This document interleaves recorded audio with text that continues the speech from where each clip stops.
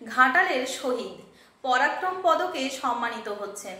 নমস্কার, স্থানীয় সংবাদের বিশেষ একটি খবরে আমি অদিতি পান। চন্দ্রকোনা থানার আগর গ্রামের শহীদ এসআই অশোক হাজরা মরণোত্তর পরাক্রম পদকে সম্মানিত হচ্ছেন। এই খবর পৌঁছতেই আবেগ ও গর্বে ভিজে উঠেছে গোটা গ্রাম। 2012 সালের 27শে মার্চ মহারাষ্ট্রের গড়চিরোলি জেলার মাওবাদী অধ্যুষিত এলাকায় ভয়ঙ্কর ল্যান্ডমাইন বিস্ফোরণে শহীদ হয়েছিলেন সিআরপিএফের 192 ব্যাটালিয়নের এসআই অশোক হাজরা। আইডি বিস্ফোরণে 13 জন জওয়ান প্রাণ হারান, যাদের মধ্যে ছিলেন অশোক বাবু। সম্প্রতি সিআরপিএফের পক্ষ থেকে একটি চিঠিতে তার পরিবারকে জানানো হয়েছে, সাহসিকতা ও কর্তব্যপরায়ণতার জন্য 5 জনকে পরাক্রম পদক দেওয়া হবে। তালিকার প্রথমেই রয়েছেন অশোক বাবুর নাম। এই সম্মান তার আত্মত্যাগের স্বীকৃতি বলেই মনে করছেন গ্রামের মানুষ।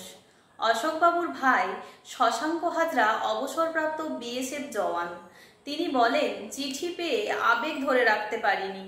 কবে পদক প্রদান হবে তা এখনো জানানো হয়নি, তবে এই সম্মান আমাদের গর্বের। অশোকবাবুর স্ত্রী মিতা হাজরা 2016 সালে ক্যান্সারে মারা যান। তাদের একমাত্র সন্তান সৌরদীপ এখন সিআরপিএফে চাকরি করছেন। আগর গ্রামের বাসিন্দারা বলেন, এই পদক শুধু পুরস্কার নয়, এক বীর শহীদের প্রতি দেশের শ্রদ্ধা। স্থানীয় মহকুমার সমস্ত খবর সঙ্গে সঙ্গে পেতে স্থানীয় সংবাদের সঙ্গে থাকুন। নমস্কার।